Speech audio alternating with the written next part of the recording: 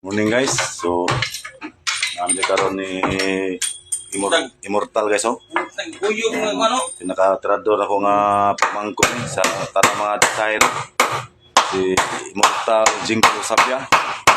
So atong Domingo guys, namin karon sa classmate no, ila ni Dolor kunyado Madersino dis may Mulinaon. So kira may putahan guys kay busy ang ilang iso nga pantay, so kami gigitira.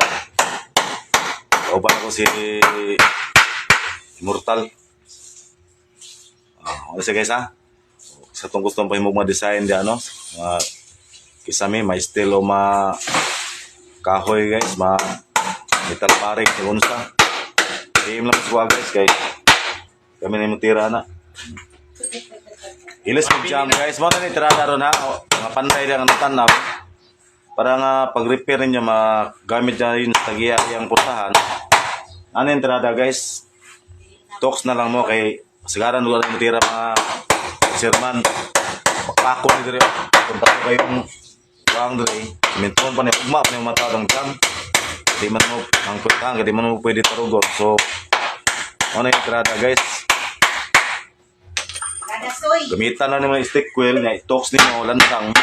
Parang magamit yung tagiya. Maklos kay uso na yung kawat ron mga katsirma no? Mga mortal ya, nga mga followers po ni Jingle. Oh. Anak na bakatira guys.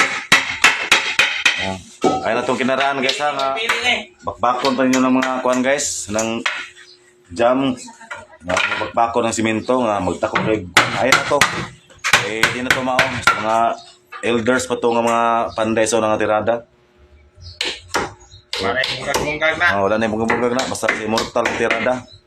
Mga pasa ni Immortal no. Sila si Patrick. Tuwa mo diya ha. Relax na muna. Diyan siya magda si Immortal og 2 karton litro tanduay ta. Relax na muna, relax. Dala pa magbungon ya. Relax mo diya ha.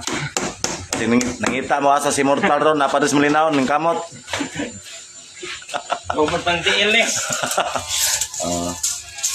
Ano guys ha? Tama na yung pagya guys oh, si Chong. Bana na sa kong classmate no. So, ano lang guys, ano lang sa update ron. Update mo na sa pagtira sa hospital na po ha. Ano sa guys, kaon sa migbungon.